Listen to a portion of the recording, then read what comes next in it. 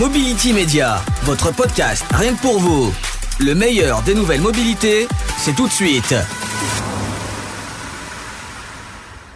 Merci à tous d'être présents avec nous. Fanny Tchafkovski, bonjour. Bonjour. Donc Fanny, vous êtes chargée de mission au sein de l'association Allemagne-Occitanie l'Europe au cœur. Juste avant de parler un petit peu de cette association, elle est aussi en quelque sorte très importante, puisque, on le rappelle, vous êtes très axé sur tout ce qui est nouvelle mobilité, sur les points de convergence économique entre les entreprises allemandes et françaises, particulièrement celles de la région Occitanie. Fanny, aujourd'hui, quand on regarde votre parcours, alors vous étiez à Berlin au Mittelstand, pourquoi vous avez soudainement bifurqué vers cette association-là? Est-ce que c'était pour retrouver quelque part la douceur du sud de la France? Non, ce n'était pas seulement pour retrouver le soleil, même si, je dois quand même l'avouer, c'est très très agréable. Non, en fait, c'est simplement pour une continuité de carrière.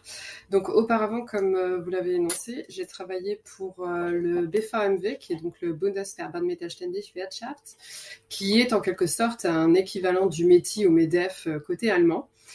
Donc l'association des petites et moyennes entreprises allemandes, sachant que bon, on le sait tous, le tissu économique en Allemagne est beaucoup plus vaste. On n'a pas la même notion de PME. Ça comprend surtout aussi les ETI. C'est selon un certain chiffre d'affaires et non pas selon le nombre d'employés d'une entreprise. Donc c'est assez vaste. Et à l'époque, donc j'étais chef de projet pour le Mittelstand BVMW. Donc le but de cette initiative, c'était surtout de faire du lobbying pour 6 marchés de la francophonie, donc beaucoup plus intensifier les échanges économiques entre les PME allemandes et 6 marchés de la francophonie, dont la France. Donc j'ai pas mal travaillé sur ce marché-là, développé beaucoup d'actions, un plan d'action en fait avec divers acteurs du monde économique et diplomatique. Et dans ce cadre-là, en fait, j'ai fait la connaissance donc de Richard Jarry, qui est donc le président de l'association Allemagne-Occitanie l'Europe au cœur, dans l'idée de participer à la quinzaine franco-allemande en 2019, qui se déroulait en Allemagne.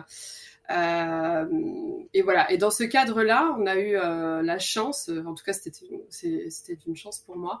On a fait connaissance, on a travaillé ensemble, on a collaboré ensemble donc sur cette quinzaine et dans ce cadre-là, il m'a fait une proposition, c'est de rejoindre tout simplement cette belle aventure de la quinzaine franco-allemande et de devenir chef de projet pour l'association. Voilà.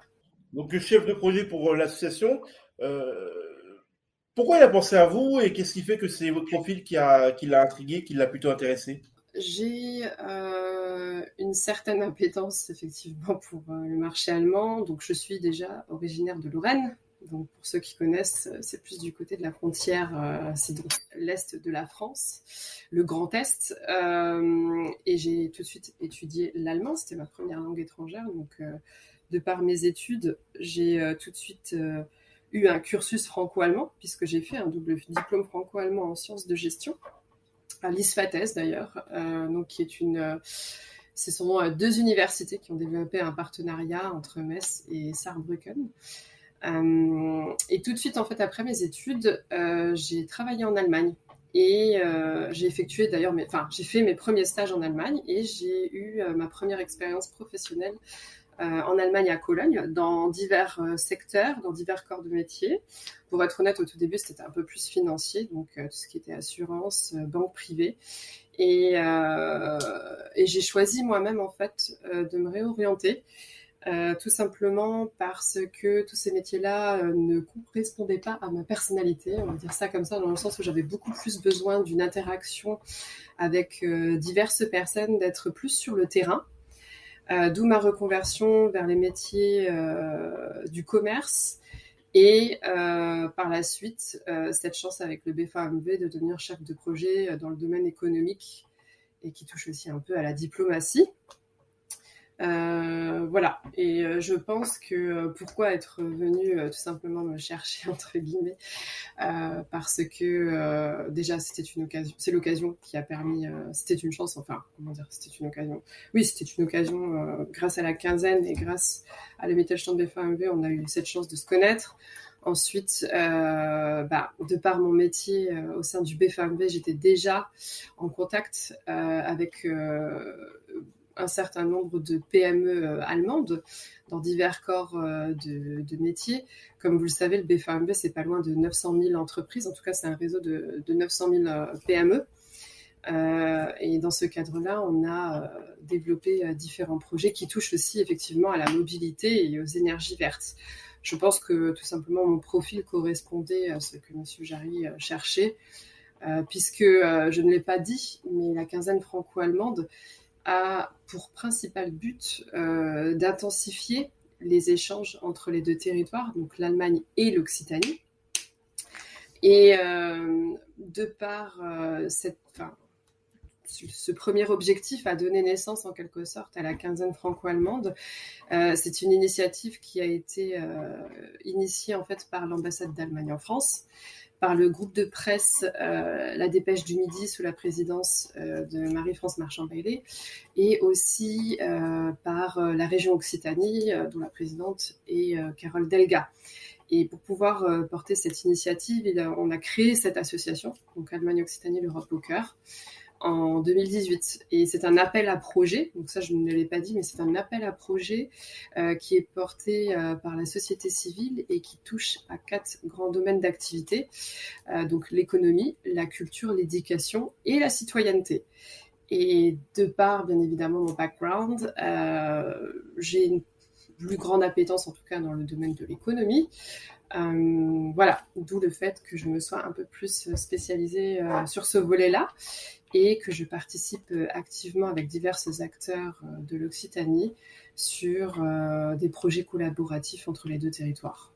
Juste pour revenir un petit peu à ce que vous faites par rapport à tout ce qui est nouvelle mobilité, aujourd'hui, quels sont les acteurs franco-allemands qui émergent dans ce secteur, que ça concerne en même temps l'écologie, ça concerne en même temps les voitures, on parle beaucoup d'hydrogène, de voitures électriques, etc. Comment vous arrivez à vous placer dans cet écosystème émergent, sachant que l'Allemagne et la France ont des vraies compétences dans ce domaine par leurs constructeurs, par exemple, puisque l'Allemagne exporte beaucoup d'automobiles. Tu veux dire par rapport à l'Occitanie déjà, peut-être ? Ouais, voilà, comment ils travaillent ensemble, puisque l'Occitanie est connu aussi pour Airbus, c'est connu pour toutes ces choses-là aussi. Exact. Alors déjà, je vais peut-être un peu resituer la chose. C'est vrai que l'objectif premier, en tout cas, de la région Occitanie, c'est d'être tourné vers l'attractivité et le rayonnement à l'international. J'ai d'ailleurs encore cette semaine participé à une réunion, à un lancement. C'était une sorte de brainstorming sur la future politique européenne. En tout cas, quels sont les prochains engagements de la région Occitanie pour se tourner en tout cas vers une souveraineté européenne et un rayonnement à l'international. Pourquoi l'Occitanie ? Je ne sais pas si vous le savez déjà pour commencer, mais c'est la 5e région exportatrice en France. Et d'ailleurs, c'est la 3e région de France pour l'accueil des étudiants aussi étrangers. D'ailleurs 46% d'origine africaine, donc soit 9,3% de l'effectif total tourné vers l'international d'étudiants étrangers. Et c'est aussi la 3e au niveau des régions françaises en nombre de projets d'investissement étrangers accueillis. Et pourquoi l'Allemagne ? Alors là, je vais resituer la chose, effectivement. Avant la crise du Covid, l'un des premiers partenaires était la Chine. Et après la crise du Covid, c'était l'Allemagne et l'Espagne. Et souvent, beaucoup de personnes ne le savent pas, en fait, que l'Allemagne est l'un des premiers partenaires commerciaux de la région Occitanie. À savoir que sur le territoire occitan, on a au total donc 1200 entreprises étrangères qui emploient 80 000 salariés, mais on a 100 entreprises à capitaux allemands qui emploient à elles seules 15 000 salariés. Et l'Allemagne, surtout, c'est le premier investisseur étranger en Occitanie, avec plus de 20% des investissements. Donc je pense que ça répond déjà un peu à ta question sur pourquoi l'Allemagne. Même si géographiquement on n'est pas voisins, on a développé, en tout cas c'est le premier partenaire commercial.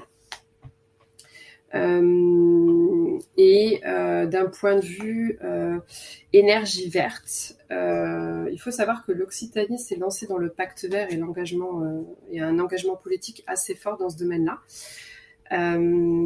Elle veut être en quelque sorte pionnière, puisqu'elle a lancé le plan à hydrogène vert et se dénomme la future région à énergie positive à horizon 2050.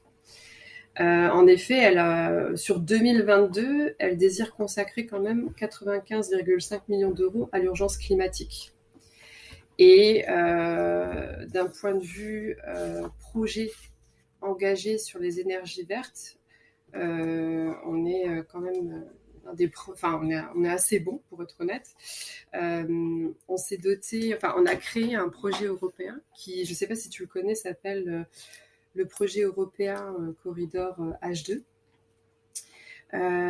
Qui est doté d'une enveloppe de près de 29 millions d'euros pour faire de l'Occitanie justement un des leaders de la mobilité européenne décarbonée. L'idée, c'est de construire un transport routier de marchandises en politique zéro carbone du nord au sud de l'Europe. Et ce grâce à l'hydrogène. Donc c'est un énorme projet qui a été développé dans l'idée de construire 8 stations à point de recharge à hydrogène au plus proche en tout cas des grands axes de transport et qui permettra aussi d'accueillir les premiers camions à propulsion électrique hydrogène. Après on a vraiment divers projets, hein. Par exemple sur Toulouse on a ce futur technocampus à hydrogène. C'est un partenariat en fait entre le CNRS, l'Université de Toulouse et aussi la société Safran, dans le but de construire l'un des plus grands centres français en fait de recherche, d'essais et d'innovation technologique sur l'hydrogène à l'horizon 2024. C'est un projet quand même de grande envergure, hein, à 40 millions d'euros. Qui a pour but de consolider donc la place de l'Occitanie comme la région de l'hydrogène, dans le but de développer différents projets sur l'avion vert, donc dans le but de créer des essais pour les moteurs à hydrogène des avions du futur. Sur Toulouse, on a aussi ce fameux projet e-Port Toulouse de l'agence AREC, qui est l'agence au service de la transition énergétique des territoires et aussi de l'agence de développement ADOC. J'en ai pas assez parlé, mais ADOC est aussi un des grands acteurs de la région, l'agence de développement. C'était un aéroport qui prévoit une unité de production à hydrogène sur fin 2021 afin d'alimenter donc 180 véhicules légers et aussi 7 bus. D'un point de vue maritime, je peux te citer beaucoup de projets, mais c'est vrai que c'est une région qui est vraiment tournée vers les énergies renouvelables. Mais au niveau des ports de sud de France, par exemple, la région a lancé en fait la transformation écologique Green Harbour. C'est un projet qui a été initié au port de Sète-Frontignan et dans le but de développer un hydrogène à quai. Ça, c'est la société, par exemple, Nexeia qui l'a développé. C'est chiffré à peu près à 13 millions d'euros pour fournir de l'électricité aux bateaux à quai. Après, bien évidemment, on a d'autres projets avec Alstom sur les trains, avec les trains Regiolis électriques à hydrogène. On a aussi les bus à hydrogène, avec le constructeur albigeois Safra. Et voilà, je pense qu'on a fait un petit tour des grands projets, en tout cas, de la région dans ce domaine-là. Est-ce que dans tous ces projets, vous êtes liés de près et de loin dans leur croissance ? Alors, nous, en tant qu'association, Allemagne-Occitanie a vraiment pour vocation, en quelque sorte, d'être le référent franco-allemand de la région Occitanie et surtout être un facilitateur de contact entre les différentes entreprises, entre les PME allemandes et françaises. Nous, on travaille justement activement avec toutes ces entreprises et aussi les agences de développement, comme je l'ai cité auparavant avec ADOC, mais aussi Team Export. Pour te citer un exemple, à l'heure actuelle, moi, je fais partie, en tout cas avec l'association, d'une task force internationale qui a été lancée par la métropole de Montpellier, dans le but de favoriser justement l'attractivité de la métropole et surtout réfléchir à un plan d'action, à comment se tourner beaucoup plus vers l'international, dans l'idée de développer un projet pilote avec l'Allemagne. Et donc là, par exemple, ils ont fait appel à nous. Nous, de par... alors j'ai cité Allemagne-Occitanie, mais il faut savoir que le volet économie est surtout soutenu par le réseau d'affaires franco-allemand Rafale. Donc c'est Rafale qui est en quelque sorte notre opérateur dans le volet économie. Et Rafale, lui, fait partie de ces réseaux, les CAFA, que tu connais très certainement. Donc les réseaux d'affaires franco-allemands, tu en as 10 en France et 10 en Allemagne, qui à elles seules, je pense, on doit avoir pas loin de... je pense, 3500 entreprises franco-allemandes. Donc, on dispose déjà d'un portefeuille d'entreprises connues, enfin, en tout cas, qui travaillent dans le franco-allemand.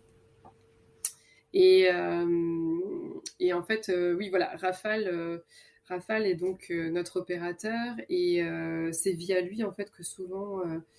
les entreprises s'adressent à nous, en tout cas, pour étudier certains projets.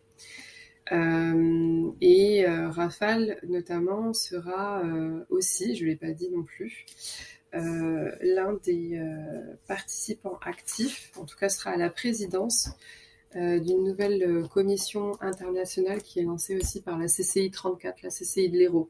Donc ça bouge pas mal en Occitanie, et bon, certes aussi dans l'Hérault, mais il y a une grosse volonté de se tourner vers le franco-allemand.